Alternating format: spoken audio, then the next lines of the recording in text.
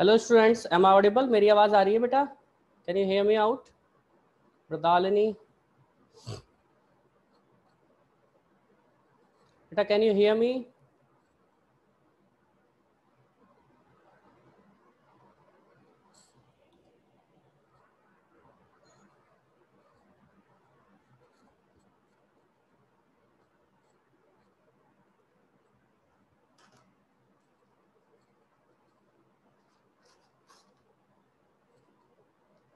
बेटा मेरी आवाज आ रही है मृदालिनी आपको?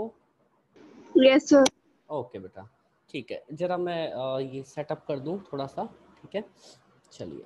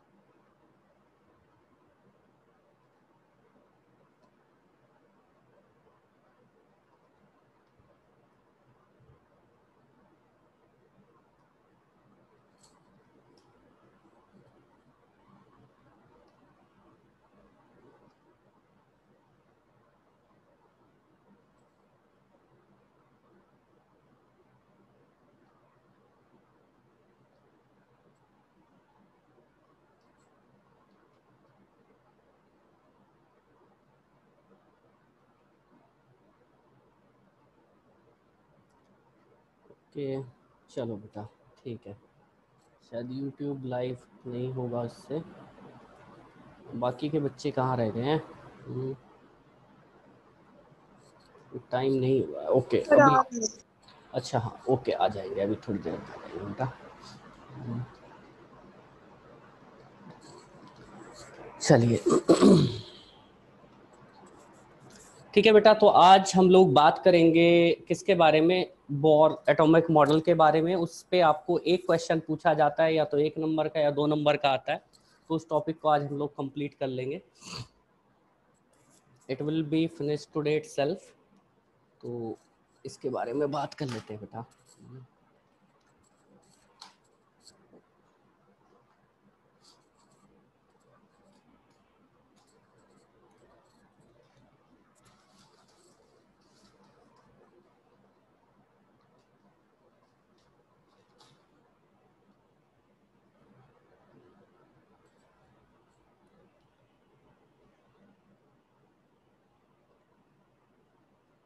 ठीक है, तो आज हम लोग बात करेंगे बोर्स एटॉमिक मॉडल के बारे में।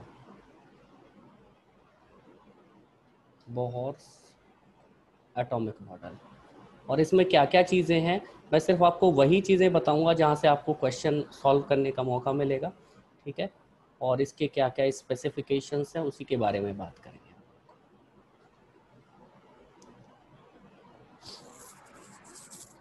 वेट कर लें बेटा 2 मिनट के लिए।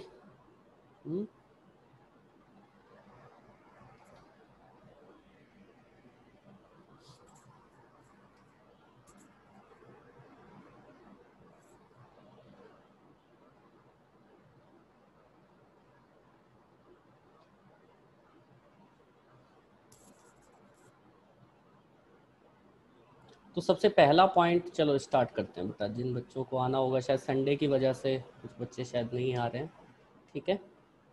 बेटा आपको मेरी आवाज़ आ रही है ना मृदालिनी? यस सर, आप कंटिन्यू करिए। हाँ ठीक है, हम लोग कंटिन्यू करते हैं, ठीक है?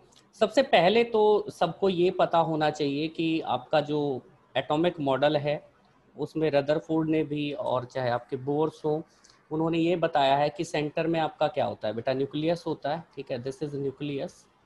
और न्यूक्लियस के चारों तरफ कौन चक्कर लगाते हैं? कौन चक्कर लगाते हैं? इलेक्ट्रॉन्स, ठीक है? और स्पेसिफिकली इस तरीके से अलग अलग शेल्स के अंदर जो है आपके इलेक्ट्रॉन्स डिस्ट्रीब्यूटेड होते हैं और चक्कर लगाते रहते हैं इसके चारों तरफ, ठीक है। तो इलेक्ट्रॉन यहाँ पे होगा, इलेक्ट्रॉन यहाँ पे होगा, इलेक्ट्रॉन यहाँ पे होगा, ठीक है। तो एटम हैज ए सेंटर, एक तरीके से हम कहें इसके अंदर सेंटर होता है, atom has a centre, atom has a centre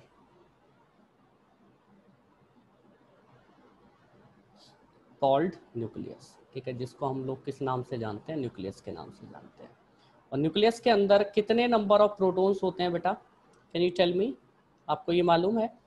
अगर मैं हाइड्रोजन एटम की बात करूं यहाँ पे, तो हाइड्रोजन एटम के अंदर ये एक हाइड्रोजन का एटम है, हम हाइड्रोजन गैस की बात नहीं कर रहे हैं, तो इसको हम लोग 1H1 लिखते हैं।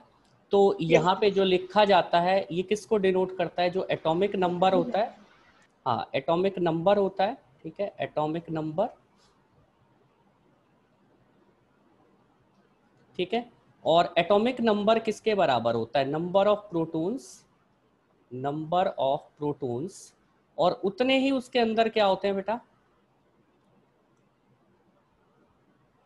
उतने ही क्या होते हैं, नंबर ऑफ इलेक्ट्रॉन्स ना, है कि नहीं? Yes sir. ठीक है, तो एटॉमिक नंबर के बराबर ही आपके किसी भी एटम के अंदर नंबर ऑफ इलेक्ट्रॉन्स होते हैं as well as number of protons. अब एक छोटी सी बात यह है कि न्यूक्लियस के अंदर न्यूट्रॉन्स भी होते हैं बट उन पे कोई चार्ज नहीं होता है, इसलिए हम उनको अभी कंसीडर नहीं कर रहे। जब हम जो है इलेक्ट्रॉनिक स्ट्रक्चर की बात करेंगे या जो आपके एटम का पूरा जो स्पेसिफिकेशन होगा, कैसे कैसे न्यूट्रॉन्स को देखते हैं, कैसे नंबर निकालते हैं, जब हम एटम्स की एलिमेंट्स की बात करेंगे तो वहाँ पे हम लोग इसको डिस्कस करेंगे। तो एक्चुअल में एटॉमिक नंबर को हम लोग Z से डिनोट करते हैं, ठीक है। तो आप ये बात हमेशा ध्यान रखना, that is atomic number is represented by Z and that is equal to number of protons in the nucleus, number of E positive मैं लिख देता हूँ, ठीक है, E पॉजिटिव इन न्यूक्लियस, ठीक है। E पॉजिटिव का मतलब प्रोटॉन्स ही है, ठीक है। चलिए, तो ये पहला पॉइंट हुआ। दूसरा पॉइंट अगर हम बात करें, सेकंड पॉइंट की अगर बात करें, तो जो बोहर ने बताया था वो हमें ये चीज बताई थी कि इलेक्ट्रॉन्स जो हैं वो रिवॉल्व करते हैं, electrons revolve only in a fixed, मतलब ओनली केवल फिक्स्ड शेल्स में रिवॉल्व करते हैं, only in fixed circular orbits या सर्कुलर शेल्स या सर्कुलर पाथ, ठीक है, सर्कुलर ऑर्बिट्स। और ये जो फिक्स्ड सर्कुलर ऑर्बिट्स हैं इनकी फिक्स एनर्जी भी होती है, with fix energy, fixed energy. और साथ के साथ में क्या होता है बेटा, एनर्जी भी फिक्स हो गई है और वेलोसिटी भी फिक्स होती है, एंड फिक्स्ड वेलोसिटी, ठीक है, एंड फिक्स्ड वेलोसिटी। तो ये तीनों चीजें आपको पता होनी चाहिए कि जो भी आपका इलेक्ट्रॉन है जो किसी पर्टिकुलर ऑर्बिट के अंदर रिवॉल्व कर रहा है, तो वो फिक्स ऑर्बिट के अंदर ही रिवॉल्व करेगा, साथ के साथ में उसकी जो एनर्जी होगी वो भी फिक्स होगी, और साथ के साथ में उसकी जो वेलोसिटी होगी वो भी फिक्स होगी। साथ के साथ में मैं एक और पॉइंट यहाँ पे ऐड कर सकता हूँ कि जो रेडियस होगी, ठीक है, ऑर्बिट की जो रेडियस होगी वो भी फिक्स होगी, ठीक है, फिक्स रेडियस भी। ऑर्बिट का मतलब जो है यहाँ से आपको ये भी समझना चाहिए कि एक फिक्स रेडियस के अंदर, ठीक है, फिक्स रेडियस के अंदर जो है आपके इलेक्ट्रॉन्स, फिक्स्ड रेडियस, ठीक है। तो इन सारी बातों को एक साथ में हम लोगों को याद रखना है। तीसरा पॉइंट जो सबसे इंपॉर्टेंट है, जिसपे पूरे का पूरा बोर मॉडल टिका हुआ है, वो है क्वांटाइजेशन, ठीक है, क्वांटाइजेशन। क्वांटाइजेशन कंडीशंस क्या क्या हैं उसके बारे में बात करेंगे। क्वांटाइजेशन कंडीशंस, क्वांटाइजेशन का जो रूल है वो बोर मॉडल का एक तरीके से हम कह सकते हैं कि बेसिक रूल है, और इसी पे पूरे का पूरा बोर मॉडल टिका हुआ है, ठीक है। तो इलेक्ट्रॉन कैसे रिवॉल्व करते हैं, एक और पॉइंट यहाँ पे, electrons revolve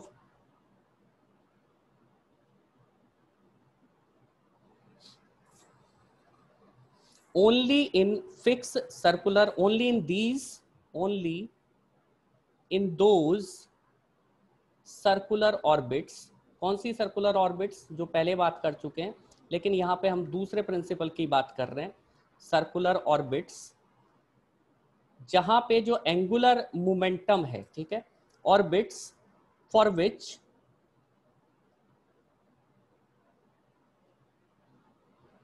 angular momentum, angular momentum को हम लोग जो है एल से डिनोट करते हैं, angular momentum,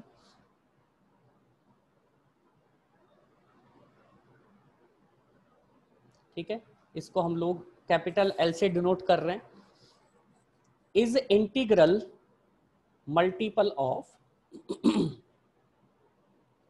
is integral multiple of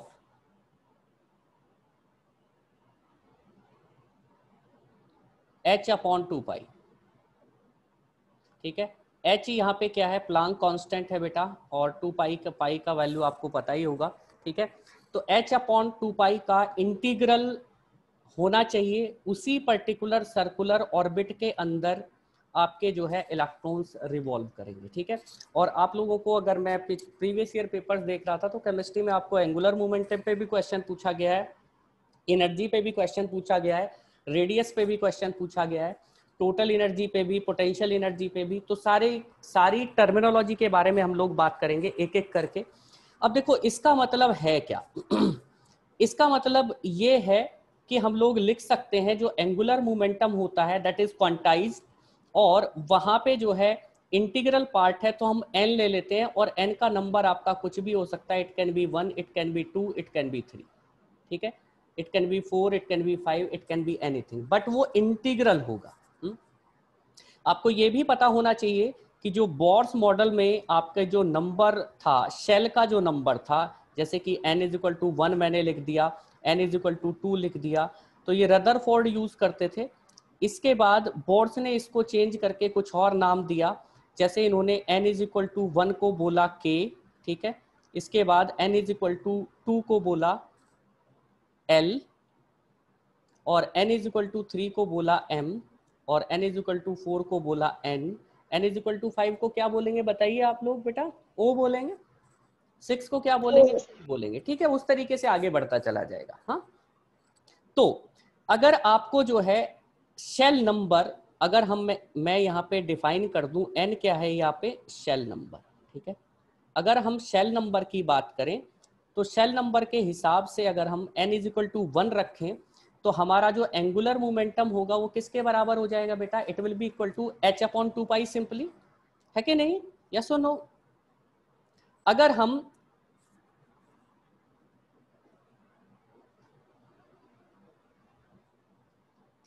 sorry जे के होना चाहिए ना, KLMN, ओके, ठीक है ठीक है ठीक है बेटा, KLM, हाँ। तो n इज इक्वल टू 1 के लिए अगर हम लोग एंगुलर मोमेंटम निकालेंगे तो सीधे सीधे मैं लिख सकता हूँ h अपॉन 2 पाई, और अगर यहाँ पे l के लिए निकालेंगे तो 2h अपॉन 2 पाई हो जाएगा, और इसको आप जो है 2 से 2 को कैंसिल आउट कर दोगे तो यहाँ पे कितना आ जाएगा? h अपॉन पाई आ जाएगा। ठीक है, अगर आप n इज इक्वल टू 3 के लिए करोगे तो कितना होगा? 3/2, 3h/2 पाई होगा। ठीक है, हाँ, और अगर n इज इक्वल टू 4 की बात करेंगे तो यहाँ पे सीधे सीधे मैं लिख देता हूँ 2h अपॉन पाई।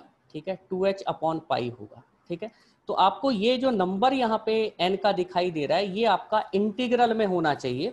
ठीक है, n का नंबर आपका जो है फ्रैक्शन में नहीं होगा। अगर मैं यहाँ पे लिखने लग जाऊं, सपोज मैंने लिख दिया 3/2h अपॉन 2 पाई, ठीक है, तो अगर इसको आप देखोगे तो इसकी वैल्यू आपकी हो जाएगी 3h अपॉन 4 पाई। तो ये आपका जो है क्वांटाइजेशन सही नहीं है, ये एंगुलर मोमेंटम आपका सही नहीं है। ठीक है, क्लियर हुई ये बात? Is that clear to each and everyone here बेटा? बताइए। Yes sir. Yes sir. हाँ, तो एंगुलर मोमेंटम आपका जो है वो फिक्स है, क्वांटाइज्ड है, तो इस बात को आप लोग ध्यान रखिएगा। चलिए आगे बढ़ते हैं अभी थोड़ा सा। अब एंगुलर मोमेंटम होता क्या है इसके बारे में थोड़ा सा बात कर लेते हैं। ये बेटा आप लोगों ने नोट डाउन कर लिया? Have you noted it down?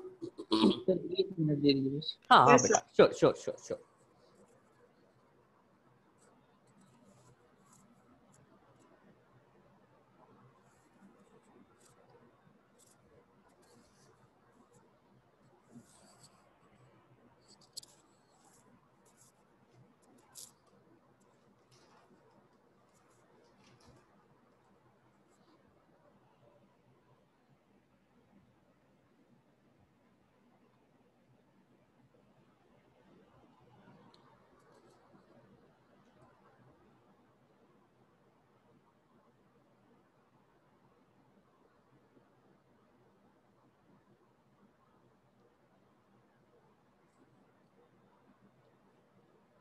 Done बेटा, is it done? Yes, sir. Okay ठीक है, यस सर यस। ठीक है, ठीक है, फाइन। चलो आगे बढ़ते हैं। एक मिनट, इसको मूव कर देता हूं मैं।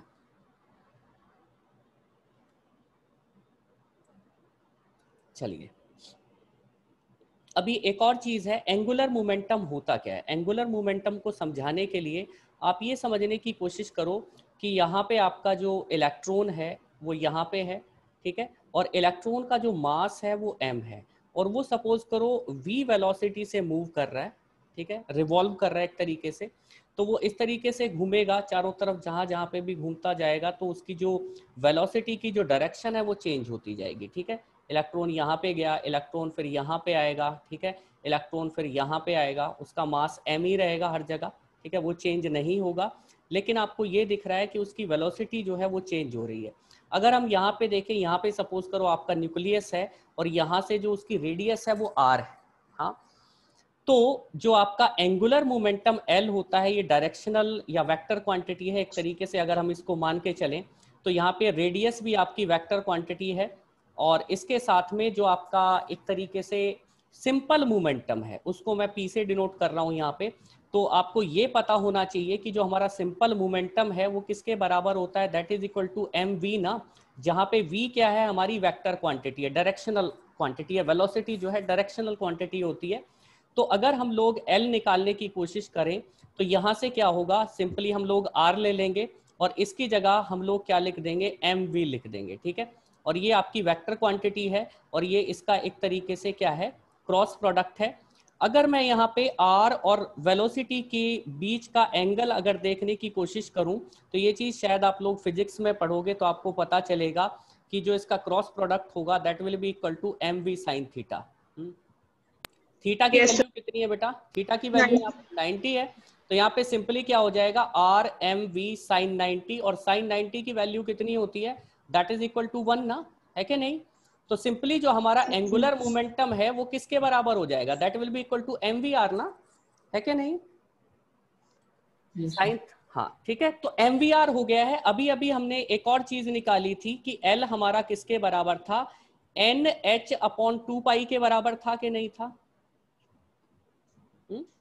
और दूसरे L की वैल्यू हम लोगों ने निकाली वो किसके बराबर आ गई है, MVR के बराबर आ गई है। तो इस एक्सप्रेशन को आप लोग ध्यान रखिएगा बेटा, ये इंपॉर्टेंट है आप लोगों के लिए। कई बार आपको जो है वेलोसिटी निकालनी हो, या फिर अगर आपको जो है किसी रेडियस के अंदर वेलोसिटी निकालनी हो, उसकी रेडियस दे रखी हो या कुछ भी कुछ और उसका मास दे रखा हो, मास तो वैसे नोन होता है, ठीक है। तो इस तरीके से ये पहला फॉर्मूला हो गया हम लोगों का, ठीक है, इसको ध्यान रखना बेटा, ठीक है, इसको नोट भी कर लो आप लोग। सिर्फ इतना ध्यान रखना है, NH upon 2 pi is equal to MVR। यहाँ पे N क्या है, N क्या है हमारा बताइए, शेल नंबर ना, क्या है बेटा, शेल नंबर है। इसके अलावा R क्या है, सिंपली रेडियस है, V क्या है यहाँ पे वेलोसिटी है, ठीक है, M क्या है, मास है, मास ऑफ इलेक्ट्रॉन, ठीक है। H क्या है हमारा, H है सिंपली प्लांक कांस्टेंट, और प्लांक कांस्टेंट की वैल्यू आप लोगों को मालूम है कि नहीं है बेटा, बेटा बताओ। वैसे याद रखने की आपको इतनी जरूरत है नहीं, क्योंकि यहाँ पे हाँ शॉर्टकट हम लोग जो है बता देंगे आपको, ठीक है। 6.36, हाँ 6.36 6.63 होता है, sorry, into 10 to the power -34 joule per hertz, joule per hertz, ठीक है, ये इसकी यूनिट होती है। इसको ध्यान रखना आप लोग बेटा, ठीक है। ये चीज समझ में आ गई ना बेटा, इज दैट क्लियर? Yes. चलिए, आप लोगों ने नोट डाउन कर लिया इतना? Yes, sir. ओके, चलिए आगे बढ़ते हैं अभी बेटा।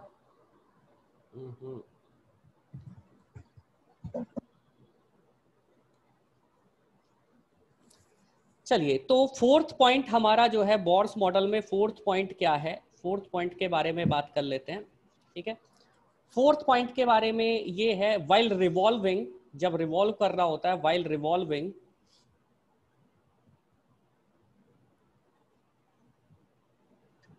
इलेक्ट्रॉन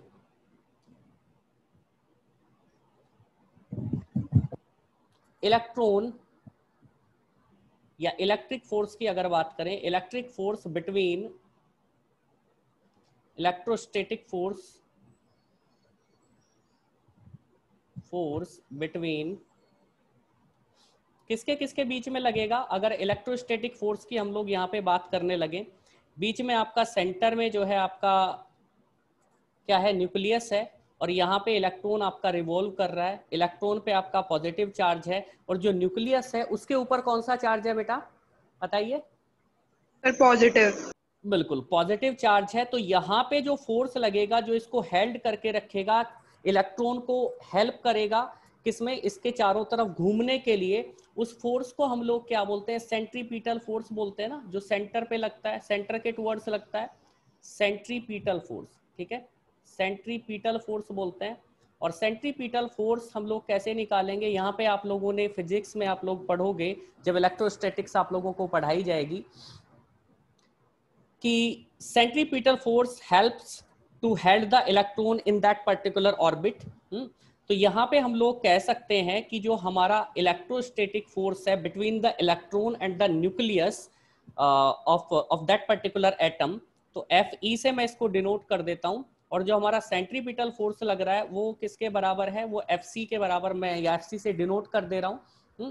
तो हम लोगों को एक चीज पता है, क्या पता है, कि जो Fe है, इलेक्ट्रोस्टैटिक फोर्स आप लोगों ने पढ़ा होगा, वो कहाँ पे पढ़ा होगा, आप लोगों ने फिजिक्स में पढ़ा होगा, कि सपोज करो दो चार्जेस हैं, चाहे वो दोनों सिमिलर टाइप के चार्जेस हैं, अपोजिट चार्जेस हैं, उनके बीच में या तो अट्रैक्टिव फोर्स लगेगा या रिपल्सिव फोर्स लगेगा, और उसका फॉर्मूला क्या होता था बेटा, बताओ? 1/4πε0 Q1 Q2 upon R square. ठीक है, ये आप लोगों ने पढ़ा होगा, बिल्कुल फिजिक्स में पढ़ा होगा। ठीक है, और जो सेंट्रीपिटल फोर्स होता है, जो हम Fc की बात कर रहे हैं यहाँ पे, सेंट्रीपिटल फोर्स की जो बात कर रहे हैं, वो होता है हमारा mv² अपॉन आर। क्या होता है? mv² upon are. अगर दोनों को हम इक्वल कर दे, मतलब Fe को Fc के बराबर अगर हम लोग कर दे, तो क्या आ जाएगा बेटा, mv² upon R will be equal to किसके बराबर हो जाएगा, 1/4πε0 Q1 Q2 upon R square. ठीक है, तो एक चीज आप लोगों को ये ध्यान रखनी है, पहला रिलेशन मैंने बताया mvr is equal to NH upon 2π। ठीक है, दूसरा रिलेशन मैंने क्या बताया, दूसरा रिलेशन मैंने बताया mv² upon R is equal to 1/4πε0 Q1 Q2 upon R square. ठीक है, अब अगर हम लोग यहाँ पे देखने की कोशिश करें, मैंने अब इसके पहले जो पहले हमने स्टार्टिंग की थी, पहली स्लाइड पे जो मैंने बताया था, अगर हम न्यूक्लियस के ऊपर चार्ज देखें, ठीक है, हम हाइड्रोजन एटम की बात नहीं कर रहे हैं, हम किसी और एटम की बात कर रहे हैं, तो उसका जो एटॉमिक नंबर होता है, उसके बराबर वहां पे प्रोटॉन्स होते हैं कि नहीं होते हैं? यस और नो? Yes sir. तो अगर हम Q1 को जो है न्यूक्लियस का चार्ज मान लें, तो ये किसके बराबर हो जाएगा, Ze के बराबर हो जाएगा कि नहीं? यस और नो? और जो हमारा एक सिंगल इलेक्ट्रॉन यहां पे रिवॉल्व कर रहा है, Q2, मतलब Q2 किसके बराबर हो जाएगा, वो E के बराबर हो जाएगा। तो अगर मैं इस सेम रिलेशन को mv² अपॉन आर इसको बराबर कर दूं किसके, 1/4πε0, और यहां पे हम लोग लिखें Ze अपॉन आर स्क्वायर, तो कोई दिक्कत तो नहीं है बेटा आप लोगों को? इसमें कोई प्रॉब्लम तो नहीं है? ठीक है, तो mv² अपॉन आर हमारा अब किसके बराबर हो जाएगा, अगर हम प्रॉपर रिलेशन देखें, हमने चार्जेस की वैल्यू भी प्रॉपर पुट कर दी है यहाँ पे, 1/4πε0 Ze² अपॉन आर स्क्वायर। ठीक है, Ze² अपॉन आर स्क्वायर हो जाएगा कि नहीं हो जाएगा बेटा, बताइए? Yes sir. चलिए, तो ये वाला रिलेशन आप लोगों को ध्यान रखना है। इसके पहले जो मैंने आप लोगों को बताया है, पहला रिलेशन क्या था, mvr वाला जो है, mvr is equal to NH upon 2π, ये दोनों आपको एक्सप्रेशन ध्यान रखने हैं। ठीक है, तो आगे बढ़े, अगर आप लोगों ने ये नोट कर लिया हो तो बेटा आगे बढ़ सकते हैं हम लोग, we can move ahead. Is it done?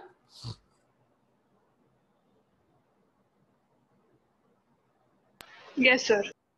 चलिए आगे बढ़ते हैं।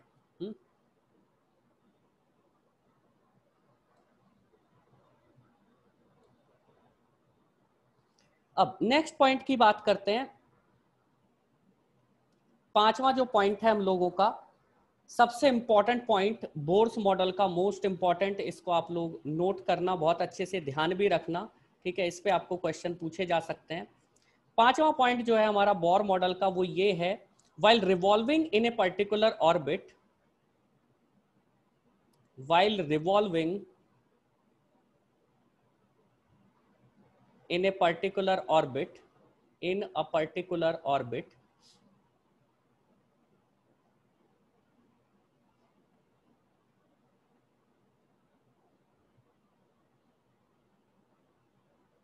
जो हमारा इलेक्ट्रॉन है, एन इलेक्ट्रॉन नाइदर, ना तो वो एनर्जी जो है गेन करता है और ना ही रिलीज करता है, नाइदर इट रिलीज एनर्जी,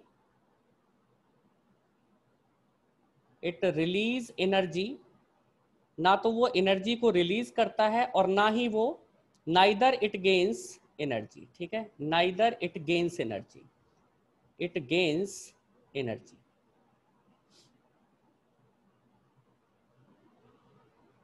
ठीक है, ना तो वो एनर्जी को गेन करता है, ना ही वो एनर्जी को लूज करता है, ठीक है, ना तो वो एनर्जी को रिलीज करेगा और ना ही वो गेन करेगा। इसका मतलब क्या है, किसी पर्टिकुलर ऑर्बिट के अंदर अगर कोई इलेक्ट्रॉन घूम रहा है तो उसके पास जितनी भी एनर्जी है वो कांस्टेंट है कि नहीं है, यस और नो। इसका मतलब ये हुआ, energy in a particular orbit, energy in a particular orbit is constant, in a particular orbit, या shell, in a particular shell भी कह सकते हैं, ठीक है, shell is constant। वो ऐसा नहीं है, अगर ऐसा होता, मान लो कि अगर हम लोग ऐसे समझ लेते, जो रदरफोर्ड ने जो मॉडल दिया था उसके हिसाब से सबसे बड़ा ड्रॉबैक रदरफोर्ड का यही था कि उन्होंने बोला था कि इलेक्ट्रॉन जब घूमते रहते हैं तो एनर्जी रिलीज करते हैं या लूज करते हैं, तो एनर्जी जैसे जैसे लूज करते जाएंगे तो धीरे धीरे वो न्यूक्लियस के पास आते जाएंगे ना, और इलेक्ट्रॉन अल्टीमेटली आके किस में गिर जाएगा, न्यूक्लियस के अंदर। अगर सोचो ऐसा हो गया तो क्या होता, दुनिया जैसी हमें आज दिखाई देती है क्या वैसी होती, नहीं होती, होती या नहीं होती, नहीं होती। ठीक है, तो ये सबसे इंपॉर्टेंट पॉइंट है, इसको आप लोग ध्यान रखना। एनर्जी हमारी कांस्टेंट होगी है किसी भी पर्टिकुलर ऑर्बिट के अंदर। अब हमें क्या क्या चीजें यहाँ पे देखनी है, जो कैलकुलेशंस हम लोगों को करनी है, फॉर्मूला बेस्ड आपको क्वेश्चन आता है बोर मॉडल पे, ठीक है, तो सारी चीजें मैं आप लोगों को बता दूंगा एक एक करके। सबसे पहले आता है रेडियस, ठीक है, रेडियस हम लोग कैसे निकालते हैं, ठीक है, इसके अलावा वेलोसिटी हम लोग कैसे निकालेंगे, इसके अलावा काइनेटिक एनर्जी कैसे निकाली जाएगी, इसके अलावा पोटेंशियल एनर्जी कैसे निकाली जाएगी।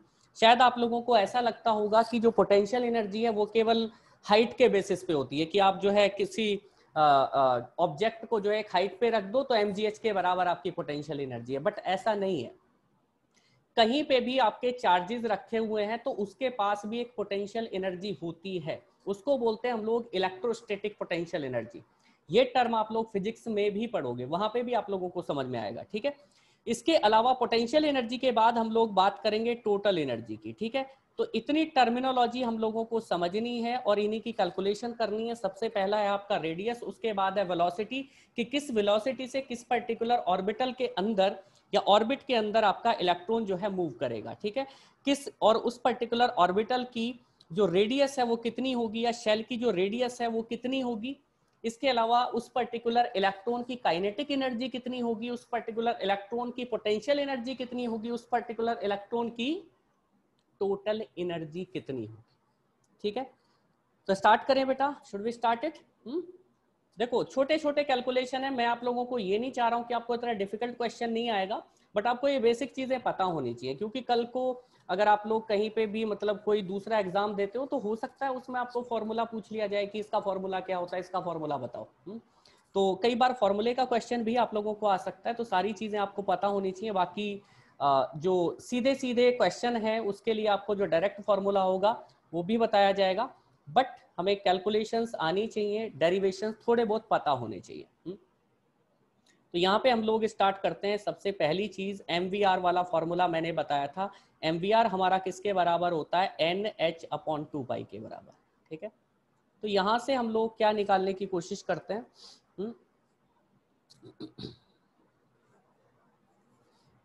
एक तो ये हो गया,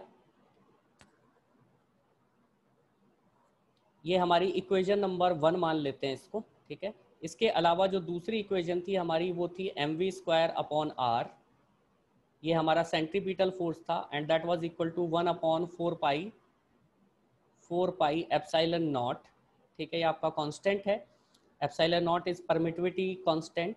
इसके अलावा हम लोगों ने यहाँ पे कैलकुलेशन कर ली थी ZE²/r², ठीक है। ये हो गई हमारी इक्वेशन नंबर 2। अब जरा सोचो, यहाँ पे MVR दिख रहा है, यहाँ पे MV²/r दिख रहा है, तो अगर मुझे रेडियस की कैलकुलेशन करनी हो तो मैं इसका स्क्वायर कर देता हूँ, ठीक है। Let me do the square of this. तो इसको हम लोग इस तरीके से यहाँ पे लिख लेते हैं। फिर यहाँ पे ये हो जाएगा हमारा m²v²r², ठीक है, and that will be equal to what, n²h² ठीक है। इतना ठीक है बेटा, इसमें तो कोई दिक्कत नहीं है। अब मैं क्या करता हूँ, इसको हम लोगों ने जो है इसका स्क्वायर करके फर्स्ट वाली इक्वेशन को सेकंड से हम लोग डिवाइड कर देते हैं, ठीक है। अब इसको हम लोग डिवाइड कर रहे हैं, यहाँ पे डिवाइड कैसे कर रहे हैं, mv²/r that will be equal to 1/4 pi epsilon naught into ZE²/r², ठीक है।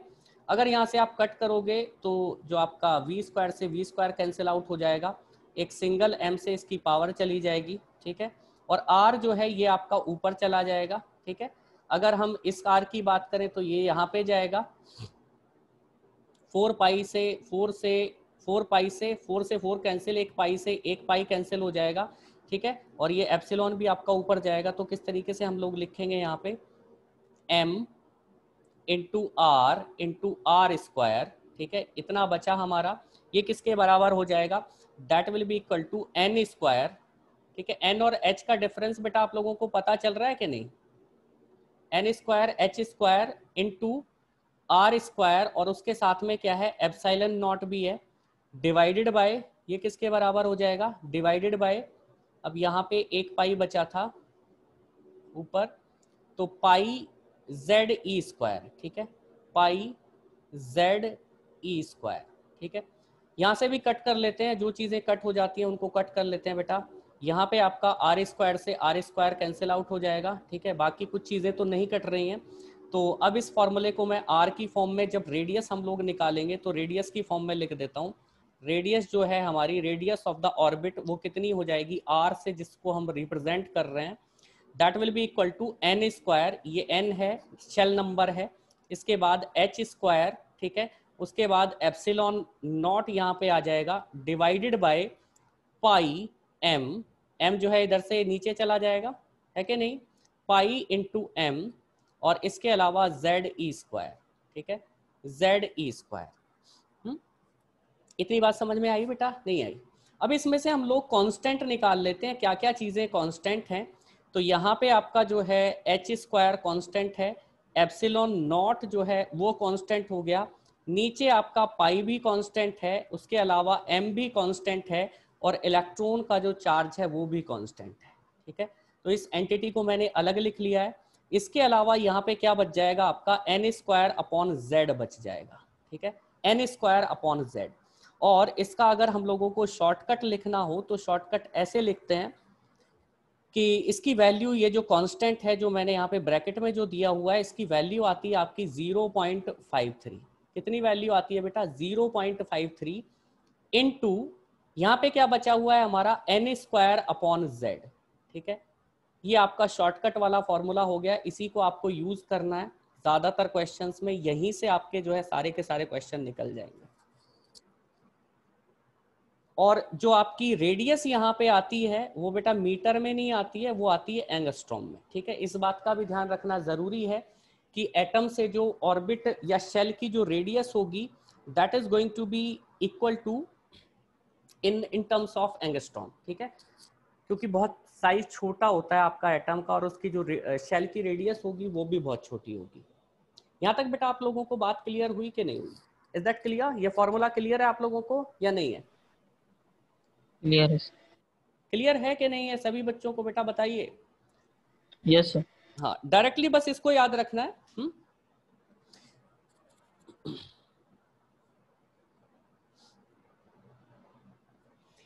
अब चलो आपसे थोड़ी सी कैलकुलेशन करवा लेता हूं मैं। आगे बढ़ाऊं बेटा इसको? Yes, ओके, ठीक है बेटा। तो चलो अगर आपको क्वेश्चन इस तरीके का पूछा जाए, what will be the radius of the second shell of hydrogen atom, ठीक है, अगर क्वेश्चन इस तरीके से आपको फ्रेम किया जाए, what is the radius in angstrom, what is the radius in angstrom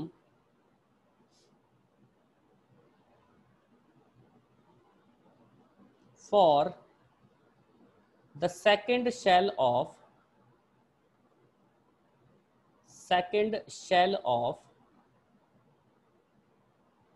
hydrogen atom, ठीक है, हाइड्रोजन एटम, हाइड्रोजन एटम की सेकंड शेल की जो रेडियस होगी वो आपको निकालनी है। तो बेटा बताओ आप लोग कैसे करोगे, बताइए। सीधा सीधा हो जाएगा कि नहीं हो जाएगा? 0.53। एन की वैल्यू कितनी दे रखी है बेटा आपको, बताइए? 2. 2, तो 2 का स्क्वायर कर देंगे, है कि नहीं? 2 का स्क्वायर हो जाएगा। और Z की वैल्यू हाइड्रोजन के लिए कितनी होती है? एटॉमिक नंबर कितना होता है हाइड्रोजन का? 1, ठीक है। तो यहाँ पे जो वैल्यू आएगी आपकी 0.53 इंटू 4 हो जाएगी, और इसकी आप कैलकुलेशन करोगे तो 4 3 12 बचेगा 1 20 और 1 21, तो 2.12, ठीक है, angstrom, that will be the radius. सीधे सीधे सिंपल निकल के आ गया बेटा, है कि नहीं? चलो एक और क्वेश्चन मैं आप लोगों को कराता हूं। एक और क्वेश्चन सॉल्व करते हैं। आप लोगों को फाइंड आउट करना है कि which of the following will have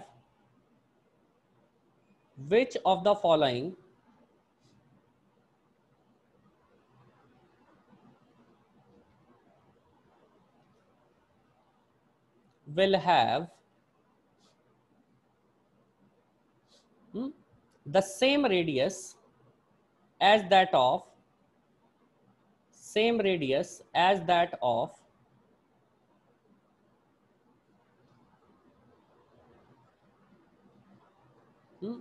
first shell of hydrogen atom, ठीक है, फर्स्ट शेल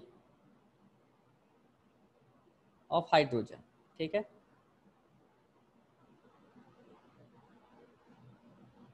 हाइड्रोजन एटम।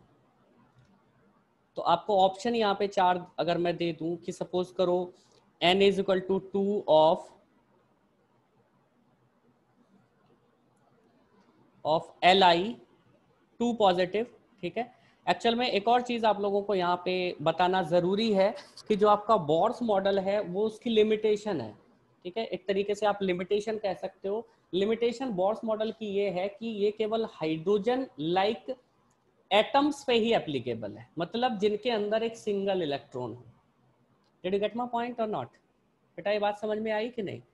जो आपका बोर्स मॉडल है वो उन पे एप्लीकेबल नहीं है जिनके अंदर मल्टीपल इलेक्ट्रॉन्स होते हैं। बोर्स मॉडल कहां तक एप्लीकेबल होता है? जिनके अंदर सिंगल इलेक्ट्रॉन होता है। अगर मैं यहाँ पे Li लिख दिया होता तो Li के अंदर कितने इलेक्ट्रॉन्स होते हैं? इसका एटॉमिक नंबर कितना होता है बेटा, बताओ? So 3. ठीक है। दूसरा जो आपको दिया गया है n is equal to 2 of beryllium 3 positive, ठीक है, Be, ठीक है। इसके अलावा तीसरा आपको दिया गया है n is equal to 1 of He positive, He मतलब हीलियम है, ठीक है, He पॉजिटिव है। फोर्थ ऑप्शन आपको दे देते हैं n is equal to 2 of He positive, ठीक है। तो आप लोग जरा निकाल के बताओ, पहले जो हाइड्रोजन का अगर Z इज इक्वल टू 1 है और n इज इक्वल टू 1 दिया हुआ है तो उसकी जो रेडियस होगी वो कितनी आएगी बेटा, आप लोग खुद बताओ? 0.53 एंगस्ट्रॉम आएगी, ठीक है, इतनी आएगी ना, है यस कि नहीं? तो एल की अगर हम लोग निकालेंगे तो एल की निकालने के लिए हम लोगों को करना क्या पड़ेगा बताइए, इसको कैसे करेंगे, 0.53 n इज इक्वल टू 2 दिया हुआ है तो 2 आएगा, और नीचे z का नंबर हम लोग कितना रखेंगे बताइए, z एटॉमिक नंबर कितना है, 3 है ना, तो यहाँ पे कितना हो जाएगा 4/3 इंटू 0.53 एंगस्ट्रॉम ना, तो ये तो नहीं आ रहा है बराबर, ये तो नहीं आ रहा है ना बेटा। अगर हम इसकी बात करें, बेरिलियम की बात करें तो 0.53, यहाँ पे ऊपर आपका आ जाएगा 2:2, और बेरिलियम का कितना होता है, z कितना होता है, 4 होता है कि नहीं होता है, यहाँ पे किसके बराबर आएगा 0.53, ठीक है। मतलब आप ये कह सकते हो कि जितनी रेडियस हाइड्रोजन के फर्स्ट सेल की है उतनी ही रेडियस बेरिलियम के सेकंड सेल की है, यस और नो। बाकी का भी अगर आप लोग निकाल के देखोगे तो यहाँ पे आपको n इज इक्वल टू 1 रखना पड़ेगा, तो 0.53 सिंपली, और नीचे आपका कितना आ जाएगा 4 आ जाएगा, तो ये भी बराबर नहीं होता है। इसके अलावा अगर इसकी आप कैलकुलेशन करोगे तो n इज इक्वल टू 2 है, तो ऊपर भी 4 आएगा और नीचे कितना आएगा आपका,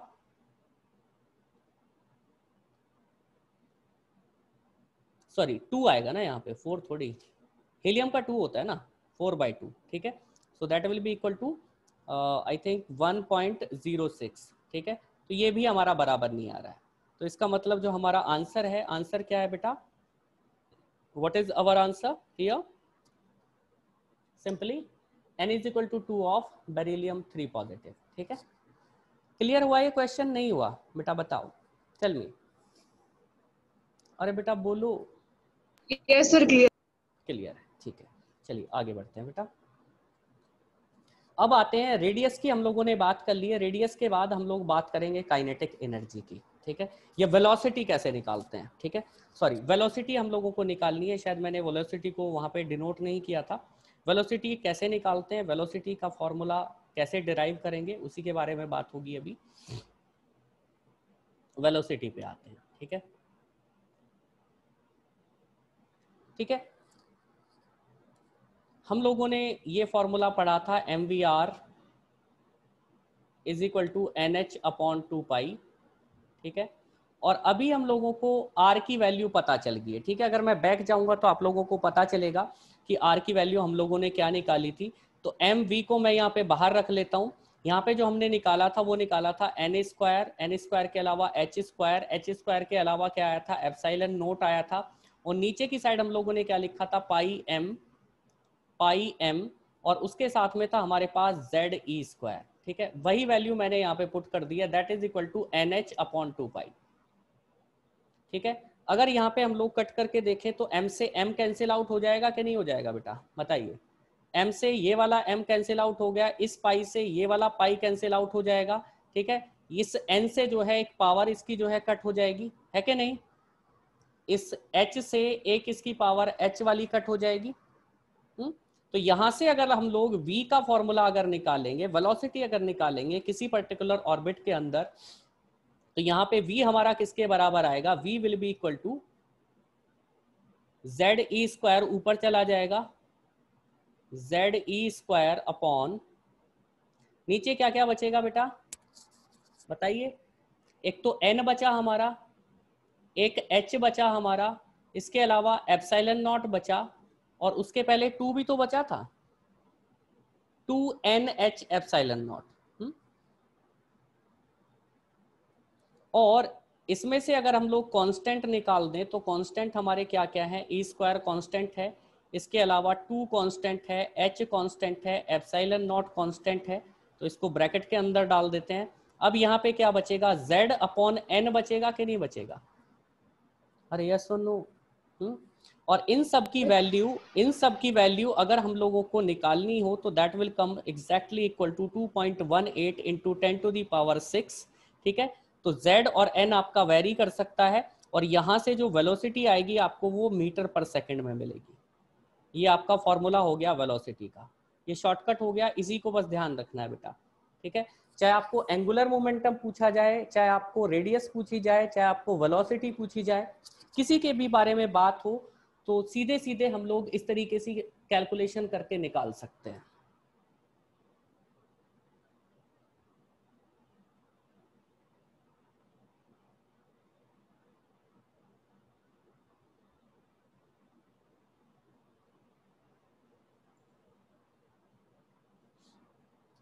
बेटा ये नोट कर लो तो मुझे बता देना प्लीज, लेट मी नो।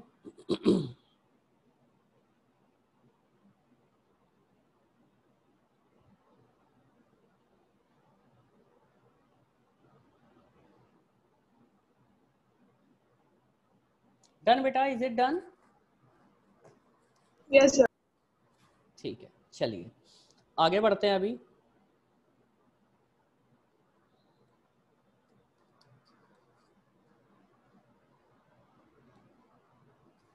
अब हम लोग बात करेंगे काइनेटिक एनर्जी की। काइनेटिक एनर्जी आप लोगों को पता ही है, काइनेटिक एनर्जी जो है किसके बराबर होती है? काइनेटिक एनर्जी का फॉर्मूला आप लोगों ने क्या पढ़ा है बेटा, बताइए। What is kinetic energy? Half mv² पढ़ा है कि नहीं पढ़ा है? यस और नो? Yes sir. तो बस v की वैल्यू हमारे पास आ गई है, अभी अभी निकाली थी हम लोगों ने, उसी को रख दो इसके अंदर। हाफ m और v कितना निकाला था अभी अभी हम लोगों ने? v हमारे पास कितना आया था बेटा, कितना था? ये था हमारे पास e² 2h एप्सिलॉन नॉट, ठीक है, z² 2nh एप्सिलॉन नॉट। तो इसी को हम लोग स्क्वायर कर देते हैं यहाँ पे। चलिए इसको इसका स्क्वायर कर देते हैं। यहाँ पे आएगा आपका ze² और नीचे आएगा 2n, उसके बाद h और एप्सिलॉन नॉट, ठीक है। और इसका हम लोग क्या कर देते हैं, स्क्वायर कर देते हैं। तो काइनेटिक एनर्जी हमारे पास यहाँ से जो वैल्यू आएगी, kinetic energy will be equal to half, half क्या, इसको नीचे जो है चलो हाफ ही लिख देते हैं अभी तो, m और इसके बाद लिख देते हैं z² e⁴ हो जाएगा, ठीक है। और नीचे आपका कितना हो जाएगा, 4, 2 का 4, इसके बाद n², इसके बाद h² and epsilon not square, ठीक है। अब इसको अगर ऐसे भी लिख सकते हैं हम लोग,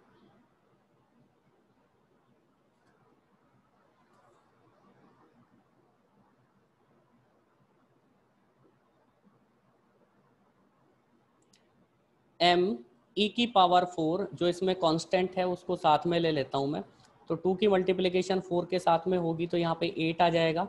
इसके बाद यहाँ पे हमारा h² होगा, h² के अलावा एप्सिलॉन नॉट स्क्वायर भी होगा, ठीक है। ये हमारा कांस्टेंट है और यहाँ पे जो बचेगा हमारा that will be equal to z² upon n², ठीक है। तो ये हो गई हमारी काइनेटिक एनर्जी का एक्सप्रेशन।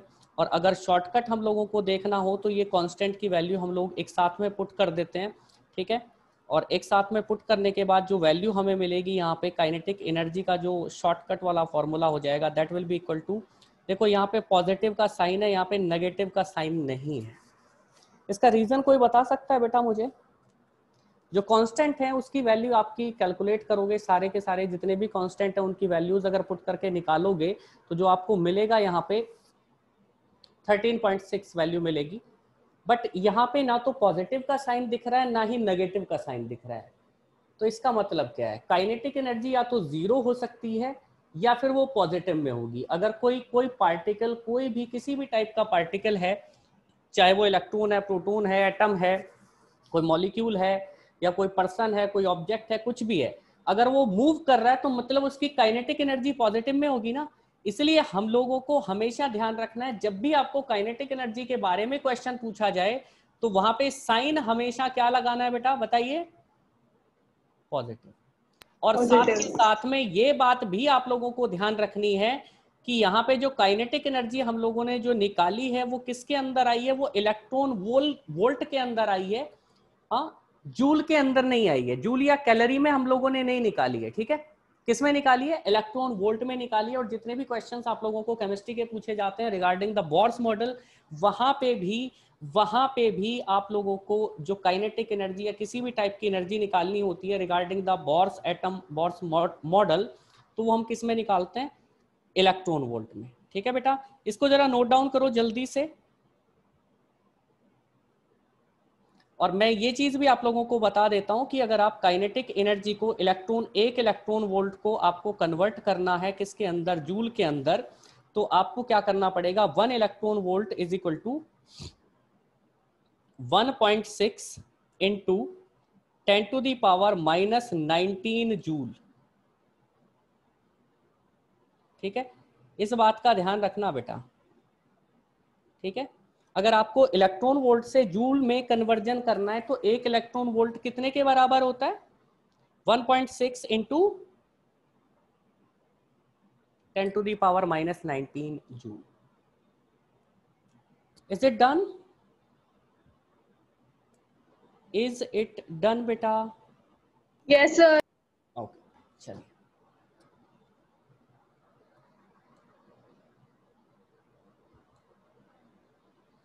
लेकिन कुछ बात कर लेते हैं काइनेटिक एनर्जी के बारे में। अगर मान लो कि ये हमारा न्यूक्लियस है और ये जो है इसके बाद हम लोग जो है इसको n इज इक्वल टू 1 मान लेते हैं, ये n इज इक्वल टू 1 है। इसके बाद यहाँ पे जो है n इज इक्वल टू 2 मैं लिख देता हूँ, n इज इक्वल टू 2, ठीक है। इसके बाद तीसरा बना लेते हैं, n इज इक्वल टू 3 हो गया है यहाँ पे, n इज इक्वल टू 3, ठीक है। तो इसको हम यहाँ पे न्यूक्लियस मान रहे हैं और ये हाइड्रोजन एटम की बात कर रहे हैं, ठीक है। क्या मतलब हाइड्रोजन लाइक स्पीशीज जितनी भी होंगी, चाहे वो लिथियम 2 पॉजिटिव हो, बेरिलियम 3 पॉजिटिव हो या हीलियम पॉजिटिव हो, सारे के सारे जो है हाइड्रोजन लाइक स्पीशीज हैं। तो यहाँ पे इसकी एनर्जी कितनी होगी? अगर मैंने यहाँ पे लिखा है आपका काइनेटिक एनर्जी का फॉर्मूला, मैंने क्या लिखा है यहाँ पे 13.6 Z² अपॉन n², ठीक है, ये लिखा है ना। अगर हम फर्स्ट शेल की बात कर रहे हैं, हाइड्रोजन लाइक स्पीशीज की बात कर रहे हैं, ठीक है, तो 13.6 Z का नंबर हम लोग वहां पे, सॉरी हाइड्रोजन की बात कर रहे हैं, तो हाइड्रोजन का जो है 1² हो जाएगा, नीचे भी क्या हो जाएगा 1² हो जाएगा। तो यहाँ से जो काइनेटिक एनर्जी हमें मिलेगी वो कितने के बराबर होगी? 13.6 इलेक्ट्रॉन वोल्ट होगी कि नहीं होगी बेटा? तो n is equal to 1 Yes, sir. अगर आपका इलेक्ट्रॉन यहाँ पे है तो इलेक्ट्रॉन की जो एनर्जी, काइनेटिक एनर्जी की बात कर रहे हैं, काइनेटिक एनर्जी यहाँ पे आपकी कितनी हो जाएगी? That will be equal to 13.6 electron volt, ठीक है। अगर हम सेकंड वाले पे जाएं तो सेकंड वाले पे अगर कैलकुलेशन आप लोग करोगे तो यहाँ पे काइनेटिक एनर्जी आपकी कितनी हो जाएगी बताइए? 13.6 इंटू जेड का नंबर तो वही रहेगा लेकिन n बढ़ गया है, n बढ़ गया तो कितना हो जाएगा 2:2, तो इसका मतलब 13.6 डिवाइडेड बाई 4, और इसको आप कैलकुलेट करोगे तो कितना आएगा बेटा? 4 तिया 12, बचे कितने? 1 16, 3.4 इलेक्ट्रॉन वोल्ट आएगा कि नहीं आएगा? तो सेकंड वाली सेल में जो इलेक्ट्रॉन है उसकी जो एनर्जी, काइनेटिक एनर्जी आई है वो कितनी आई है? 3.4 इलेक्ट्रॉन वोल्ट। थर्ड वाले में ऐसे ही निकालोगे तो शायद नीचे आ जाएगा आपका 9, और 9 से कितनी बार जाएगा? आई थिंक 1.53 या कुछ ऐसा आएगा, 1.5 के अराउंड इलेक्ट्रॉन वोल्ट के अराउंड।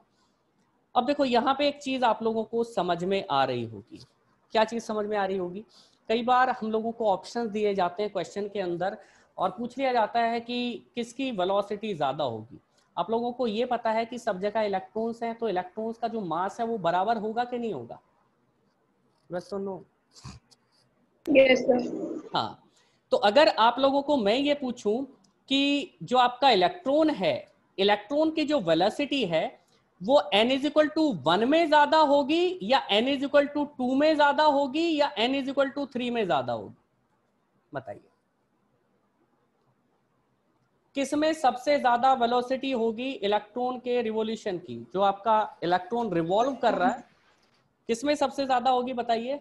1 में n one is equals to बिल्कुल, क्योंकि उसकी काइनेटिक एनर्जी सबसे ज्यादा है और हमें पता है काइनेटिक एनर्जी अगर ज्यादा है तो kinetic energy is directly proportional to v² ना, हाफ mv²। yes, sir.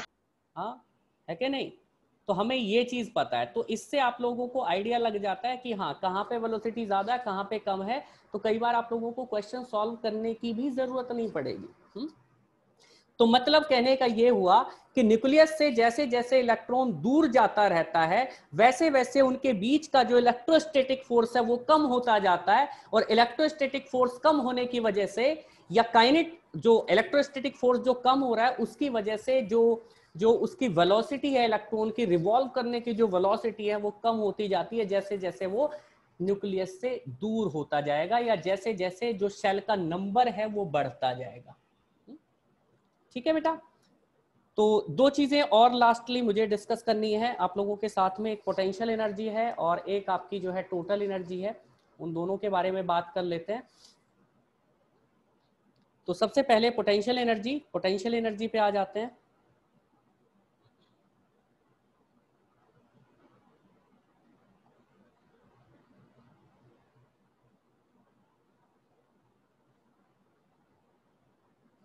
ठीक है। तो पोटेंशियल एनर्जी का आप लोगों ने कॉन्सेप्ट देखा होगा कि अगर आपके पास दो चार्जेस हैं और एक डिस्टेंस r पे रखे हुए हैं, मान लेते हैं इनके बीच की डिस्टेंस r है, ये हमारा q1 है, ये q2 है, तो इसकी जो पोटेंशियल एनर्जी आप लोगों ने पढ़ी होगी या पढ़ोगे, आप फिजिक्स में पढ़ोगे, तो 1/4 pi epsilon naught into q1 q2। सिर्फ डिफरेंस यहाँ पे क्या आएगा, डिफरेंस ये आएगा कि यहाँ पे जो भी आपके चार्जेस होंगे, चाहे वो पॉजिटिव पॉजिटिव हो चाहे पॉजिटिव नेगेटिव हो, आपको चार्जेस को एग्जैक्ट चार्ज की फॉर्म में रखना है। ठीक है।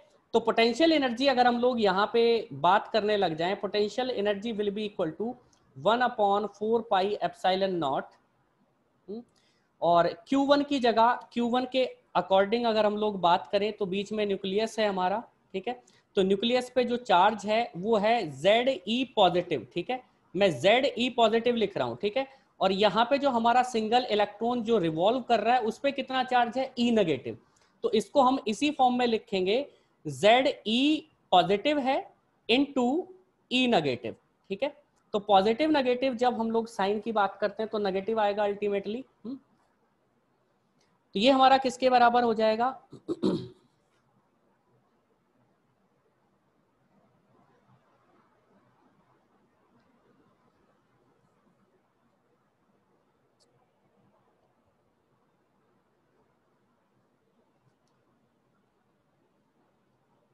ये हो जाएगा हमारा 1/4 पाई एप्सिलॉन नॉट, और यहाँ पे मैं लिख दूंगा, माइनस का साइन मैं पहले ही लगा देता हूँ, बाद में कई बार हम लोग जो है भूल जाते हैं माइनस का साइन लगाना, तो माइनस का साइन मैं पहले ही लगा देता हूँ, ठीक है।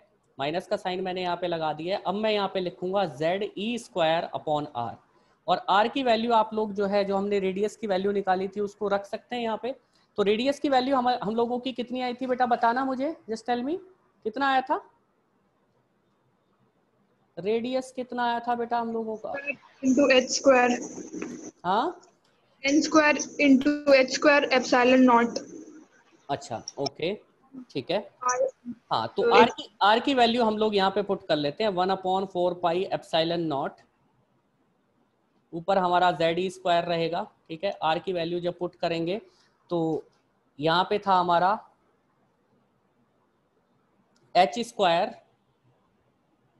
एप्सिलॉन नॉट स्क्वायर, ठीक है, और इसके जो है डिवाइडेशन में था पाई m(e²), ठीक है, पाई m(e²),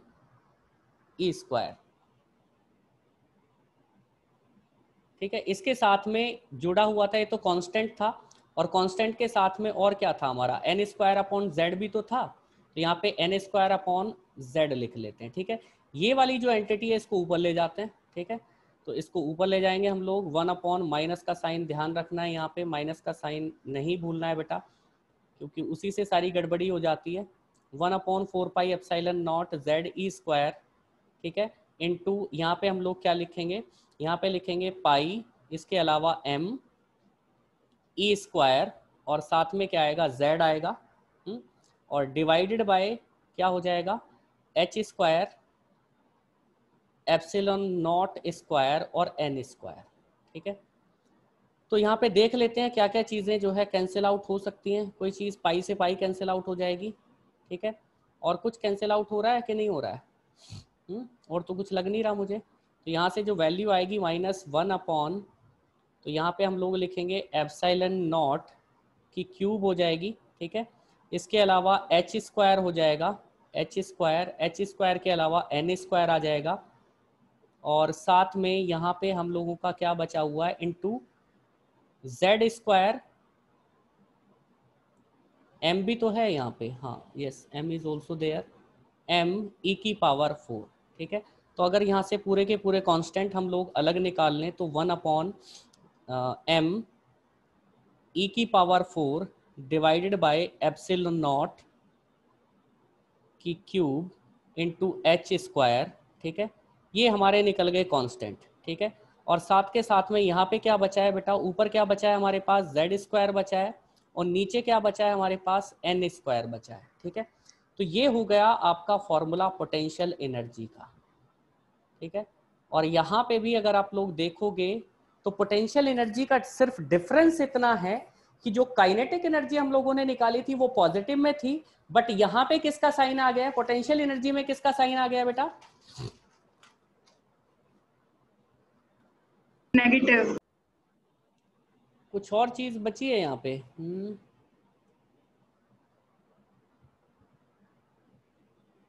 अरे 4 भी तो बचा हुआ था कहीं पे, नहीं?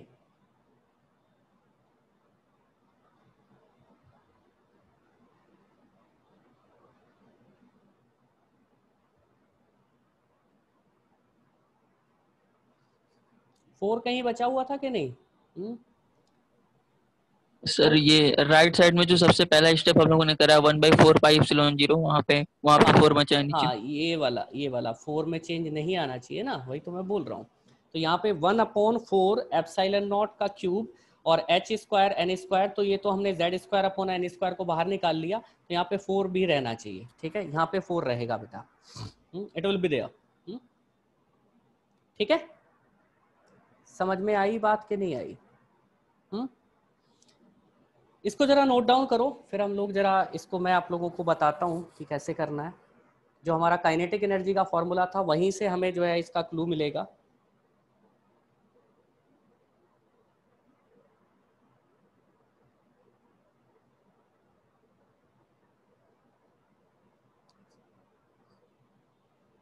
काइनेटिक एनर्जी हम लोगों ने कितनी निकाली थी, जरा ध्यान दिलाओ।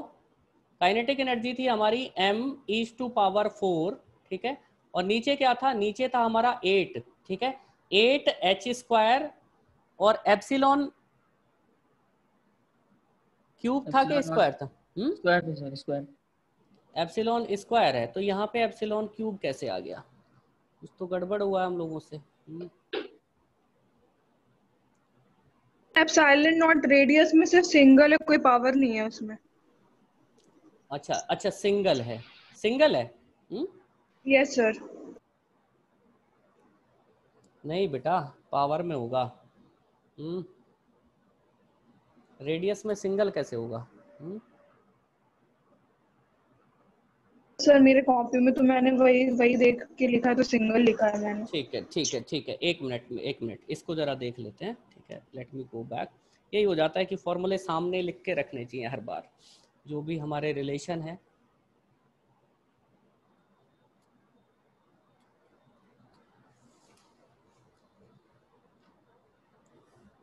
v का फॉर्मूला हम लोगों ने क्या निकाला था?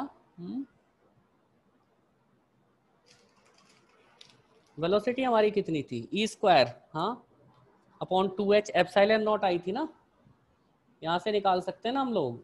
हाफ mv² ही तो करना है, ठीक है। और v की वैल्यू जो हमारी थी वो थी e² upon 2h epsilon naught, ठीक है, इंटू z अपॉन n, ठीक है। तो इसका पूरे का पूरा स्क्वायर कर देना है।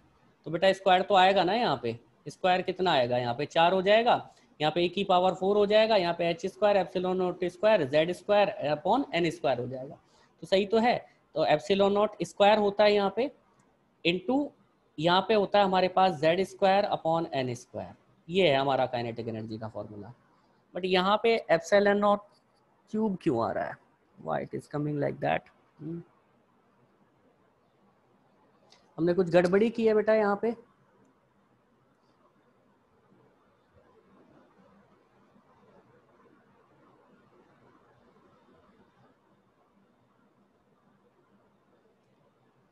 कुछ तो गड़बड़ी की है हम लोगों ने। अच्छा, रेडियस में कितना था बेटा? रेडियस में कितना था जरा बताना मुझे। रेडियस का फॉर्मूला हम लोगों का क्या आया था? वहां पे तो एक ही एप्सिलॉन नॉट था ना। हाँ हाँ, वही गड़बड़ी हुई है ये हमारा। हाँ, यहाँ पे ये गड़बड़ी हुई है। तो यहाँ पे जो हमारी पावर है वो 3 नहीं आएगी बेटा, 2 आएगी, ठीक है। यही तो गड़बड़ी लग रही थी। ठीक है, तो अब यहाँ पे आप लोग स्क्वायर कर लो, ठीक है। अब ठीक है, और यहाँ पे हमारा जो है 4 है, ठीक है। तो आगे बढ़ते हैं, अभी इसको मैं आगे बढ़ाता हूँ, ठीक है। तो यहाँ पे जो काइनेटिक एनर्जी थी, काइनेटिक एनर्जी हमारी किसके बराबर थी? काइनेटिक एनर्जी थी 1/8, और यहाँ पे था m⁴ डिवाइडेड बाय h², और उसके अलावा एप्सिलॉन नॉट स्क्वायर, ये हमारा कांस्टेंट था। और साथ में यहाँ पे मल्टीप्लीकेशन थी z square upon n square से, ठीक है। अगर मैं पोटेंशियल एनर्जी का फॉर्मूला यहाँ पे लिखूँ तो पोटेंशियल एनर्जी है हमारी 1/4, ठीक है, और यहाँ पे क्या है me⁴ divided by h square into epsilon not square, ठीक है, और साथ में मल्टीप्लीकेशन किसके साथ में हो रही है, z square upon n square. तो अगर हम लोग बात करें जितनी हमारी काइनेटिक एनर्जी आई थी, काइनेटिक एनर्जी का ये डबल है या आधा है, ये डबल है कि नहीं है potential energy, it is just double of that. ये एंटिटी और इस एंटिटी को अगर हम लोग कंपेयर करें, जो कांस्टेंट वाली एंटिटी है वो डबल है कि नहीं है, बताइए मुझे। अरे यार सुनो यस भाई, 1/4 1/8 का डबल है कि नहीं है, ये तो समझ सकते हो। 1/4 इज इक्वल टू 1/8 प्लस 1/8, हाँ, डबल है कि नहीं है। तो अगर मैं पोटेंशियल एनर्जी को इस तरीके से लिख दूं, that will be equal to 2, और माइनस का साइन यहाँ पे पहले है, माइनस का साइन ध्यान रखना, 2 into 13.6 into Z square upon N square electron volt. तो कोई दिक्कत तो नहीं है बेटा किसी को, इसमें कोई दिक्कत हुई है आप लोगों को पोटेंशियल एनर्जी में या नहीं हुई, बताइए। No sir. ये हो गई हमारी पोटेंशियल एनर्जी। अब हम लोग बात कर लेते हैं टोटल एनर्जी की। टोटल एनर्जी आप जो है काइनेटिक और पोटेंशियल एनर्जी दोनों को जो है ऐड अप कर दो। टोटल एनर्जी की जब हम लोग बात करेंगे, that will be equal to potential energy plus kinetic energy, ठीक है। और पोटेंशियल एनर्जी आपकी डबल है काइनेटिक एनर्जी की, और माइनस का साइन है। तो अगर मैं यहाँ पे लिखूँ 2 इंटू काइनेटिक एनर्जी, माइनस का साइन लगा के प्लस काइनेटिक एनर्जी, तो यहाँ पे हमारा टोटल एनर्जी किसके बराबर आएगा बताइए। Total energy will be equal to minus kinetic energy ना, यस और नो। तो बेटा इसको कैसे लिखेंगे, -13.6 Z square upon N square ना, इलेक्ट्रॉन वोल्ट।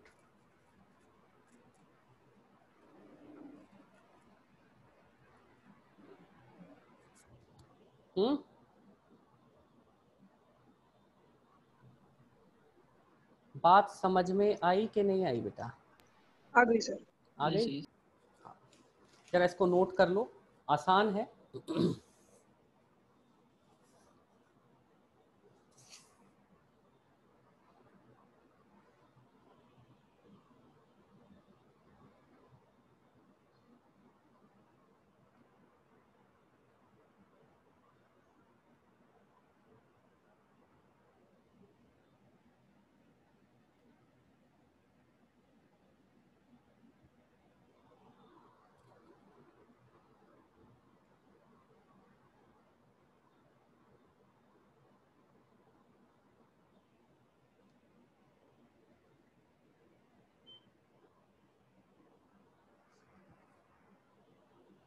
आगे बढ़े बेटा, should we move ahead. Yes sir. हाँ, एक और चीज़ आप लोगों को जो इम्पोर्टेंट है, जो जाननी चाहिए, कि हम लोग यहाँ पे बात कर रहे हैं, सपोज यहाँ पे जो है आपका, इसको हम n इज इक्वल टू 1 मान लेते हैं। यहाँ पे आपका जो है न्यूक्लियस है, इसके बाद दूसरी शेल हम लोग यहाँ पे बना लेते हैं, ठीक है, तीसरी शेल हम लोग यहाँ पे बना लेते हैं, ठीक है।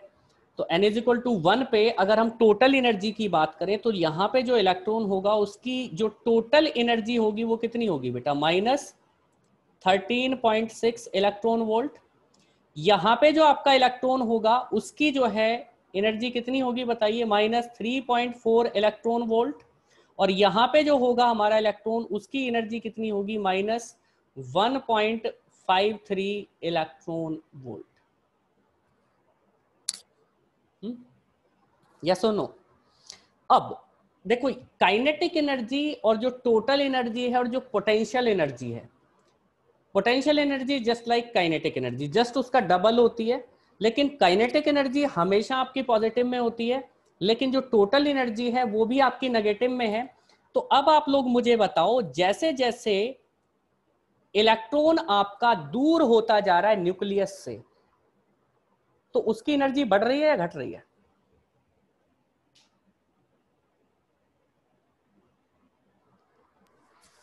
बढ़ रही है। बढ़ रही है, ठीक है। लेकिन काइनेटिक एनर्जी क्या हो रही है? डिक्रीज कर रही है, डिक्रीज कर रही है। बस ये दो इंपॉर्टेंट चीज है। अब आप इस तरीके से समझने की कोशिश करो कि सपोज करो हम लोग इस तरीके से एग्जांपल ले सकते हैं कि न्यूक्लियस से बाउंडेड स्टेट में है फर्स्ट सेल के अंदर, ठीक है। अगर मान लो इसको हम बाहर से एनर्जी दें, एनर्जी हम लोग किसकी फॉर्म में देते हैं? फोटोन्स की फॉर्म में देते हैं, लाइट की फॉर्म में देते हैं, ठीक है। आपने इस इलेक्ट्रॉन को स्पेसिफिक वेवलेंथ की लाइट इसके ऊपर डाली और इसको एग्जैक्टली कितने अमाउंट ऑफ एनर्जी दे दी? इसको आपने दे दी प्लस 13.6 इलेक्ट्रॉन वोल्ट, आपने इसको कितनी क्या दे दी? एनर्जी दे दी। तो एनर्जी देने के बाद ये कहां पे जाएगा? कहां पे जाएगा? ये इस एटम को छोड़ के चला जाएगा कि नहीं चला जाएगा? बताइए मुझे। आप इस तरीके से समझने की कोशिश करो कि सपोज करो कि आप किसी पर्सन को जानते हो और आपने उसको कुछ पैसे दे दिए, ठीक है। सपोज ए एंड बी जो है, दो लोग हैं, इस पर्सन ने इसको जो है मान लो 100 रुपीज दिए, ठीक है। तो अगर इसका आप बैलेंस देखो, इसके पास खुद का बैलेंस प्लस में है क्योंकि इसने उधारे दिए हुए हैं, और इसका जो बैलेंस है वो क्या है? वो -100 रुपीज है कि नहीं है? बताओ, क्योंकि ये कर्जे में है कि नहीं है? यस और नो? अगर मान लो बी इन 100 रुपीज को वापस कर दे ए को, तो B is not liable to A ना, मतलब वो फ्री हो जाएगा ए से कि भाई अब तुम्हारे पैसे नहीं बचे मेरे ऊपर, मैंने तुम्हारे पे कर दिए, बात खत्म, मैं कहीं पे जाऊं अब, है कि नहीं? अरे यस और नो? तो वैसे ही यहाँ पे भी है, यहाँ पे भी यही है कि जो आपका इंटरनल सबसे फर्स्ट वाली सेल के अंदर जो आपका इलेक्ट्रॉन है उसकी जो एनर्जी है वो -13.6 है। आप कह सकते हो कि न्यूक्लियस से इस पर्टिकुलर इलेक्ट्रॉन ने जो फर्स्ट सेल के अंदर आपका रिवॉल्व कर रहा है उसने इससे 13.6 इलेक्ट्रॉन वोल्ट एनर्जी जो है वो उधार ले रखी है। अगर इसको बाहर से कहीं से भी इतनी एनर्जी मिल जाए, और देखो लाइट की एनर्जी तो फ्री होती है, ठीक है, तो इसको अगर लाइट की एनर्जी आप बाहर से दे दोगे तो फिर ये फ्री हो जाएगा कि नहीं? और फ्री होने का मतलब ये है कि एटम से इलेक्ट्रॉन आपका निकल जाएगा, और जब किसी भी एटम से इलेक्ट्रॉन आपका निकल जाता है उसको हम लोग उस प्रोसेस को क्या बोलते हैं बेटा? बताइए। आयनाइजेशन का नाम सुना होगा, ठीक है, आयनाइजेशन का नाम सुना होगा। तो अगर हम इस पर्टिकुलर हाइड्रोजन एटम की बात करें, हाइड्रोजन एटम की फर्स्ट सेल के अंदर जो आपकी एनर्जी है वो कितनी है? -13.6 इलेक्ट्रॉन वोल्ट है। तो इस इलेक्ट्रॉन को इस पर्टिकुलर एटम से बाहर निकालने के लिए, आयनाइज कराने के लिए हमें कितनी एनर्जी लगेगी? +13.6 इलेक्ट्रॉन वोल्ट। इसी को हम लोग क्या बोलेंगे? इस पर्टिकुलर इलेक्ट्रॉन की आयनाइजेशन एनर्जी बोलेंगे कि नहीं? अगर मान लो सेकंड इलेक्ट्रॉन के बारे में, जो सेकंड शेल के अंदर आपका इलेक्ट्रॉन घूम रहा है, इसको बाहर निकालना हो तो इसकी आयनाइजेशन एनर्जी कितनी हो जाएगी? बताइए। 3.4। तीसरे वाले की कितनी हो जाएगी? 1.53 इलेक्ट्रॉन वोल्ट। सीधा सीधा सिंपल है कि नहीं है? अब चलो इलेक्ट्रॉनिक ट्रांजिशन की हम लोग यहाँ पे बात करते हैं। इलेक्ट्रॉनिक ट्रांजिशंस कैसे काम करते हैं? इलेक्ट्रॉनिक ट्रांजिशंस इस तरीके से काम करते हैं कि मान लो ये जो इलेक्ट्रॉन है, आपने इसको 13.6 इलेक्ट्रॉन वोल्ट एनर्जी ना देके आपने इसको एनर्जी दी कितनी? आपने इसको एनर्जी दी 10.2, ठीक है। आपने इसको कितनी एनर्जी दी बताइए? 10.2 इलेक्ट्रॉन वोल्ट। अगर मैंने इसको 10.2 इलेक्ट्रॉन वोल्ट अगर एनर्जी दी है तो क्या होगा इसका? बताइए, what will happen to it? ये जंप करेगा, यहां से जंप करके कहां पे चला जाएगा? सेकंड वाली शेल में। और इसकी एनर्जी यहाँ पे कितनी हो जाएगी? -3.4 इलेक्ट्रॉन वोल्ट ना, है कि नहीं? अरे यस और नो? यस भाई इसके साथ में अगर -13.6 में लिख दूं तो ये किसके बराबर आएगा? -3.4 ना। तो एक्चुअल में जो आपके इलेक्ट्रॉन्स हैं वो किसी भी अमाउंट की एनर्जी को एक्सेप्ट नहीं करते हैं, वो केवल जो क्वांटाइज्ड फॉर्म है कि मतलब अगर इलेक्ट्रॉन आपका फर्स्ट सेल में रिवॉल्व कर रहा है, तो अगर आप एग्जैक्ट 10.2 इलेक्ट्रॉन वोल्ट वाली एनर्जी दोगे तभी वो जंप करके किस में जाएगा? तभी वो जंप करके किसमें जाएगा? सेकंड वाली शेल में जाएगा, ठीक है। अगर इसी को हम लोग कितना दे दें? 13.6 - 1.53 कितना होता है? जरा निकालना बेटा। तो 0.7 और इसके पहले यहाँ पे कितना बचेगा? 12, 12 ही बचेगा ना। हाँ, तो अगर आपने इस वाले इलेक्ट्रॉन को जो है कितनी एनर्जी दे दी है, 12.07 इलेक्ट्रॉन वोल्ट एनर्जी दे दी है, फिर ये इलेक्ट्रॉन जंप करके कहाँ पे पहुंच जाएगा, थर्ड शेल के अंदर ना। अगर मान लो कि आपने इसको 9 इलेक्ट्रॉन वोल्ट एनर्जी दी, ठीक है, तो 9 माइनस 13.6, तो ये कितना आएगा बताइए, माइनस में कितना आएगा, 4.6 आएगा। तो 4.6 इलेक्ट्रॉन वोल्ट एनर्जी वाली शेल है क्या कोई यहाँ पे अवेलेबल, नहीं है ना, मतलब 9 इलेक्ट्रॉन वोल्ट की एनर्जी को हमारा इलेक्ट्रॉन एक्सेप्ट नहीं करेगा। क्लियर हुई बात, नहीं हुई? Yes sir. मतलब स्पेसिफिक अमाउंट ऑफ एनर्जी को ही हमारे इलेक्ट्रॉन्स एक्सेप्ट करते हैं, या तो वो फर्स्ट शेल में ही रहेगा, या तो वो एनर्जी को एक्सेप्ट ही नहीं करेगा, एक्सेप्ट करेगा तो केवल उतनी एनर्जी को एक्सेप्ट करेगा, या तो वो सेकंड वाली शेल में डायरेक्टली जंप कर जाए, या फिर थर्ड वाली सेल में कर जाए, या फोर्थ वाली में कर जाए, या फिफ्थ वाली में कर जाए। कभी ऐसा नहीं होगा कि नहीं इन बिटवीन कुछ भी आपने थोड़ी बहुत एनर्जी दे दी कि नहीं आप बीच में रुक जाओ। ठीक है, इस तरीके से हम लोग लाइंस भी बनाते हैं ना, कि मान लो इसको आप इस तरीके से समझने की कोशिश कर सकते हो कि कोई क्लास है, आप लोगों ने भी देखा होगा स्कूल में, कोचिंग में, कहीं पे भी आप लोगों ने देखा होगा कि बेंचेस जो हैं वो आपकी स्पेसिफिक ऑर्डर में लगाई जाती है, उनके बीच में कोई एक डिस्टेंस, स्पेसिफिक डिस्टेंस रखी जाती है। और आप लोगों को भी पता है कि सपोज करो कि जो फर्स्ट रो में बैठते हैं उनके जो है मार्क्स जो है, जिनके प्रीवियस टेस्ट में जो है 100 मार्क्स आए हैं, ठीक है, इसके पीछे वाले में जो है 90 मार्क्स वाले हैं, ठीक है, और इसके पीछे वाले में 80 मार्क्स वाले हैं। अब इनके इन बिटवीन वालों के लिए कोई जगह नहीं है, या तो आपके 80 मार्क्स आए तो आप थर्ड वाली रो में जाके बैठ सकते हो, अगर आपके 90 वाले आ गए तो आप सेकंड रो में जाके बैठ सकते हो, अगर आपके 100 आए हैं, अगर आपके 99 भी आए तो आपको बैठने नहीं दिया जाएगा। तो वैसे ही आप यहाँ पे समझने की कोशिश करो कि जो इलेक्ट्रॉन है हमारा वो इन बिटवीन नहीं जा सकता है, ठीक है, इन बिटवीन मतलब इन शेल के बीच में कहीं पे जाके नहीं बैठ सकता है। समझ में आ गई बात? वो अगर स्पेसिफिक अमाउंट ऑफ एनर्जी लेगा तभी वो जो है फर्स्ट वाली सेल से सेकंड वाली में जाएगा, अगर उसको स्पेसिफिक अमाउंट की एनर्जी मिलेगी तभी। ठीक है, क्लियर हो गई बात बेटा? Is that clear? Yes sir. चलिए, एक और चीज जो आप लोगों को बतानी जरूरी है बोर्स मॉडल में, और ये भी बहुत इंपॉर्टेंट है, 6th पॉइंट है, ये हमारा लास्ट पॉइंट होगा, वो यही है जो मैंने आप लोगों को अभी समझाया। इलेक्ट्रॉन कैन एक्सेप्ट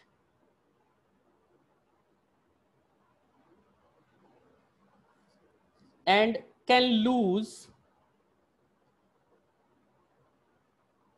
एनर्जी, ठीक है, वो एनर्जी को लूज भी कर सकता है और एनर्जी को एक्सेप्ट कर सकता है, ठीक है।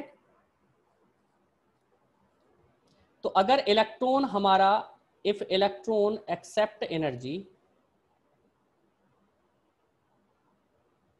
इन द फॉर्म ऑफ लाइट और फोटोन और वट एवर इट इज, ठीक है, तो it will go to, it will jump to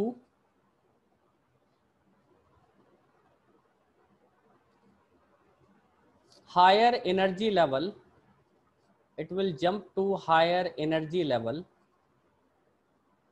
ठीक है, वो हाई एनर्जी लेवल पे जंप कर जाएगा। और इस प्रोसेस को हम लोग क्या बोलते हैं, इस पूरे प्रोसेस को क्या बोलते हैं, एक्साइटेशन ऑफ इलेक्ट्रॉन ना। इलेक्ट्रॉन आपका एक्साइट होके जंप कर गया कहाँ पे,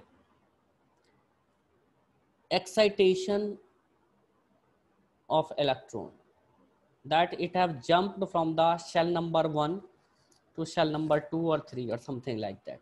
अगर हमारा इलेक्ट्रॉन एनर्जी को लूज करता है, if electron lose energy,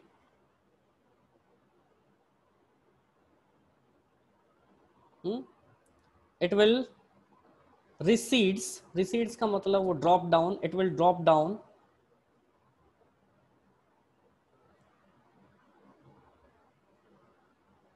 to lower energy level,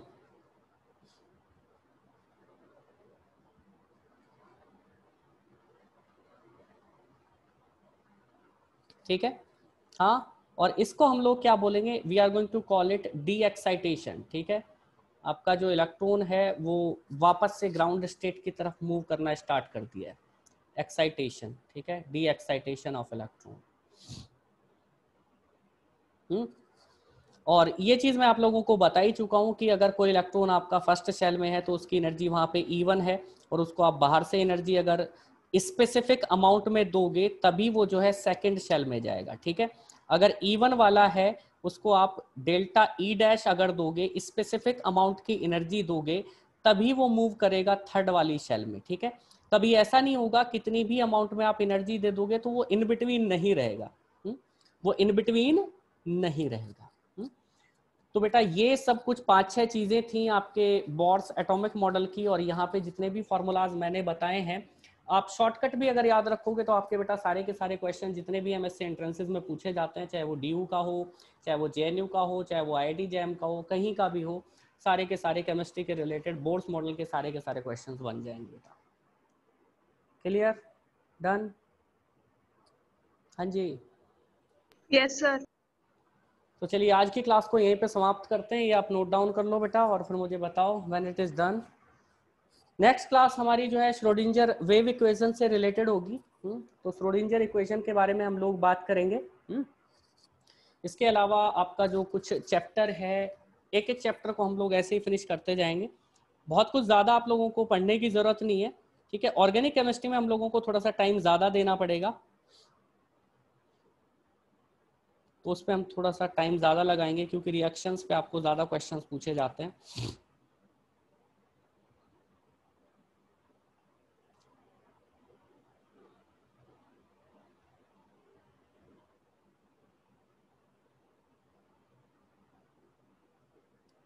हाँ, तो नेक्स्ट होगा श्रोडिंजर वेव इक्वेशन है आपका, और पीरियोडिसिटी इन प्रॉपर्टीज, ठीक है। पीरियोडिक टेबल की प्रॉपर्टीज के बारे में हम लोग बात करेंगे, केमिकल बॉन्डिंग की जितनी भी थ्योरीज हैं उससे रिलेटेड बात करेंगे। तो नेक्स्ट टॉपिक हम लोगों का केमिस्ट्री की क्लास में यही रहेगा, पीरियोडिक टेबल के अलावा उसकी जो प्रॉपर्टीज हैं, कैसे बढ़ती हैं कैसे घटती हैं, उनको कैसे ध्यान रखना है, बेसिकली आपका इनऑर्गेनिक केमिस्ट्री का पार्ट है। और उसके बाद केमिकल बॉन्डिंग, कौन कौन से बॉन्ड्स हैं, कैसे कैसे बनते हैं, क्या क्या थ्योरीज है वहां पे, तो और इसके अलावा श्रोडिंजर वेव इक्वेशन।